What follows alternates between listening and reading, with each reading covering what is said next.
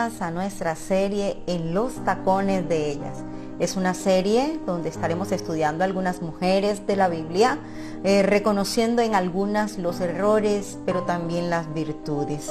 Y también recordando que somos mujeres de carne y hueso. Y para eso quiero invitarle hoy a abrir su Biblia y acompáñeme al libro de Génesis, capítulo 27, verso 8. Y dice la palabra bajo la unción del Padre, del Hijo y del Espíritu Santo. Ahora pues, hijo mío, obedece a mi voz en lo que te mando. Y hoy quiero iniciar hablando de un tema que nos ha tocado quizás a muchas mujeres y de pronto nos negamos a creer que sí nos ha tocado y lo hemos tratado de enmascarar. Y es la manipulación. Un error que muchas mujeres cometemos. Ahora, manipular es controlar sutilmente a un grupo de personas o a la sociedad, impidiendo que sus opiniones y actuaciones se desarrollen natural y libremente. Para esta parte de la manipulación hemos escogido el personaje Rebeca. Rebeca es una mujer que fue una de las mujeres más hermosas de las cuales narra la Biblia, y vamos a hacer un estudio o un breve estudio de ella. Dice que era trabajadora, diligente, amable, hermosa, ¿verdad? Muy inteligente y conservadora. Ella usaba siempre su velo, cosa de mostrar su pureza, que no había tenido marido, de pronto representaba un poco en aquella época la virginidad. Era una mujer muy trabajadora. Recuerden que ella era la que cargaba el agua y la llevaba hacia su casa, hacia su hogar. Era el oficio que muchas mujeres ejercían para aquella época. Ahora, fue la primera mujer que tuvo una cita a ciegas. Imagínense, la primera mujer que tuvo unas citas a ciegas y no fue virtual. No sé si esa mujer se desencantó, pero la Biblia no lo narra. Más bien le encantó tanto que funcionó. Su cupido fue Dios mismo. No usó el hombre, no usó X, no usó Y, simplemente fue Dios el que hizo que esa relación funcionara y flechó el corazón de ambos.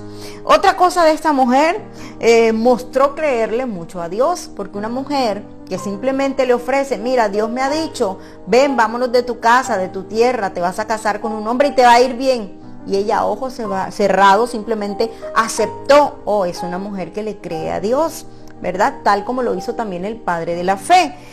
Cuando aceptó a ojos cerrados irse a un lugar desconocido, con gente desconocida, y dijo, voy a ir a convivir con ellos y me voy a casar y me va a ir bien, eso es creerle a Dios. Ahora, tuvo una boda de ensueño. Eso fue un amor, apenas se vieron. Y dice la palabra que lo más interesante de esta relación es que ella no tuvo suegra. Increíblemente no tuvo suegra, porque ya su suegra había fallecido. Dice la palabra que ella consoló el corazón de su marido al quedar sin madre. Entonces se casó prácticamente con un hijo único, porque sus hermanos o su hermano se había ido de casa, el padre ya había hecho la división de los bienes, así que este jovencito, no tan joven, tenía 40 años, fue heredero de una gran fortuna, ¿verdad? Un gran partido, y la piñita, el adorno, no tuvo suegra. Pero también dice que no todo fue color de rosa. Cuando hablamos de ella, dice la palabra que fue estéril por aproximadamente 20 años. En aquella época ser estéril era más una situación de vergüenza. Así que no todo fue color de rosa. Imagínese cuando usted se casa y convive con alguien y de repente empieza a engordarse y que el vestido no le queda. ¿Usted cómo se queja frente a su marido? Que ya estoy gorda, que ya estoy... Y empieza usted la queja. Imagínesela a ella tal vez quejándose frente a su marido, pero yo ¿por qué no puedo tener hijos? ¿Pero por qué me tuvo que pasar a mí? Qué situación tan difícil, no solo para ella, sino para su marido. El sueño de las mujeres de la época era llenarse de muchos hijos. Así que era muy difícil para ella aceptar que no iba a poderle dar hijos para que heredaran esa gran fortuna, hijos que pudiesen llenar la casa, hijos que alegraran el corazón de su marido y que de repente ella pensara, va a tener que buscarse otra que se los dé. difícil situación.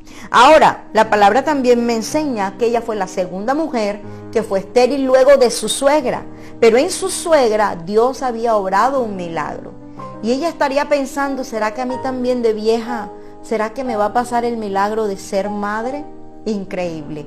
Pero fue la segunda mujer que la Biblia registra como mujer estéril. O sea que su marido era un milagro de Dios y ella de pronto estaría pensando que sus hijos también serían un milagro de Dios.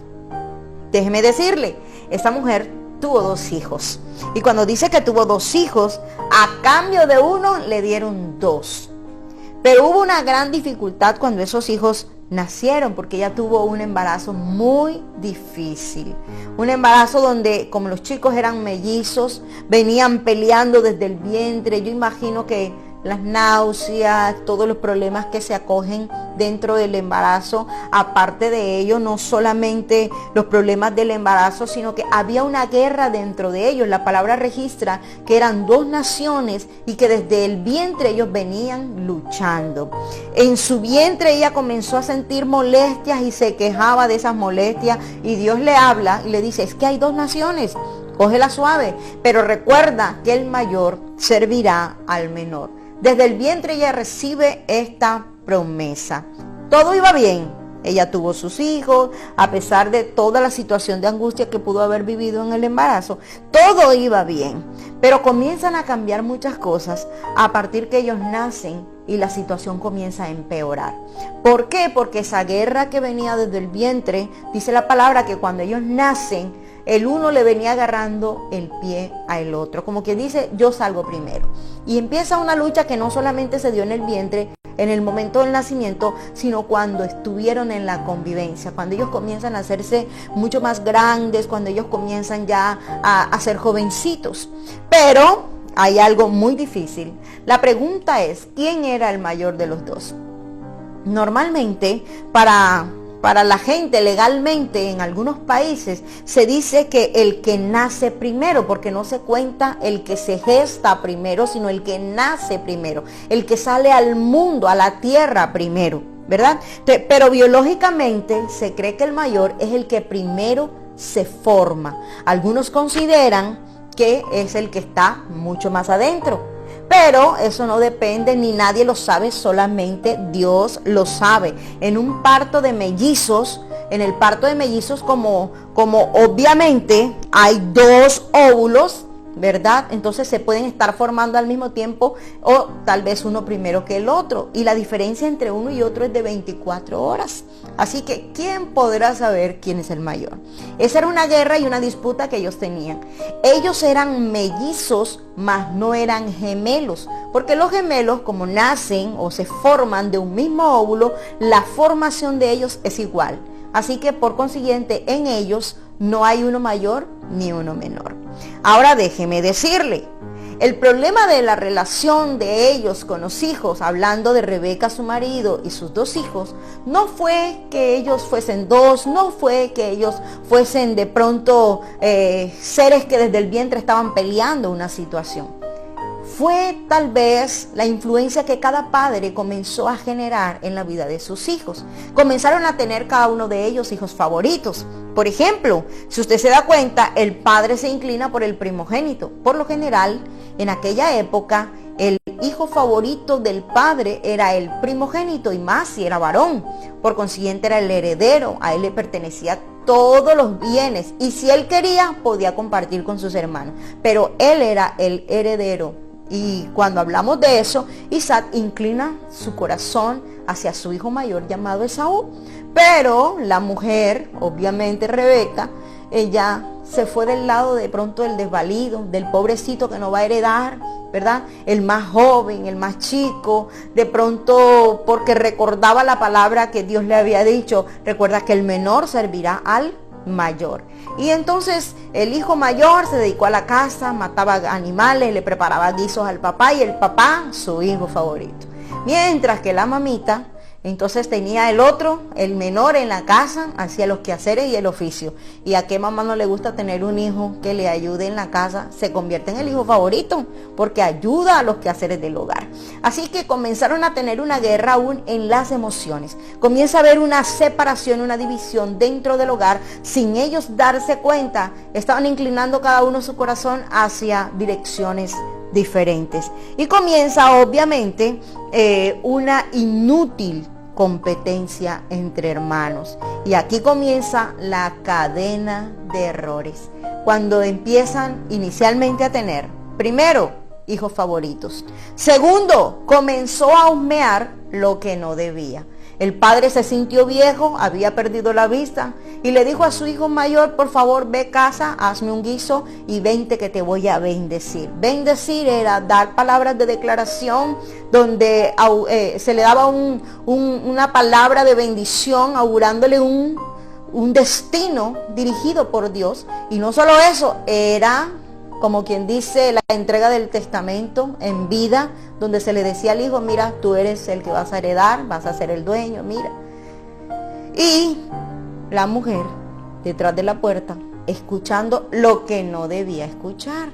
A veces incurrimos en estos errores y hacemos creyendo que el fin justifica los medios, y esto no es así. La otra cosa como error que esta mujer tuvo fue que ella traicionó a su marido. Porque una vez su hijo mayor sale, ella sale corriendo para donde su hijo menor y trata de persuadirle para que se haga pasar por su hermano mayor, pasando por encima de su autoridad, que era su marido. Y no solo eso, tratando de manipular con su autoridad la vida de su hijo. Déjeme decirle que lo siguiente que hizo fue lastimar el corazón de su hijo mayor.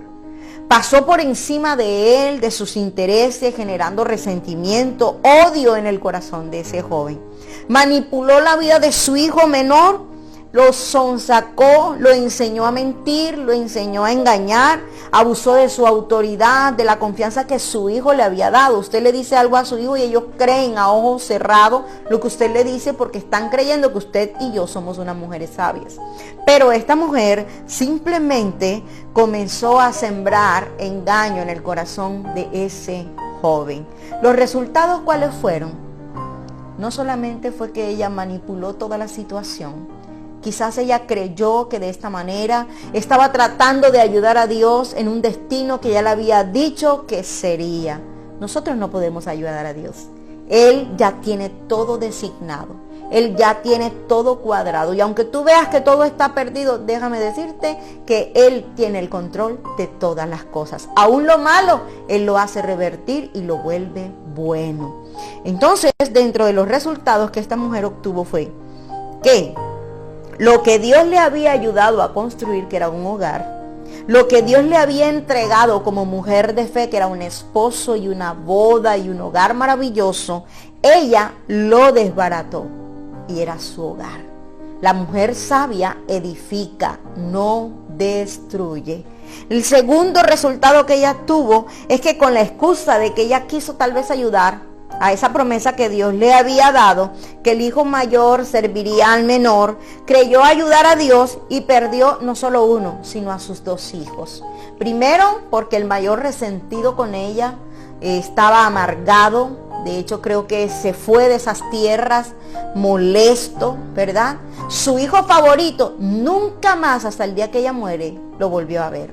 Entonces no perdió un solo hijo, sino que perdió a los dos. La tercera cosa, o el tercer resultado negativo para ella, fue que dañó la dignidad de su hijo. Lo convirtió en un engañador. Lo que sembró más adelante en él, eso fue una vida de engaño. Todos los lugares donde él estuvo, usó el engaño como un arma hasta que se encontró con Dios.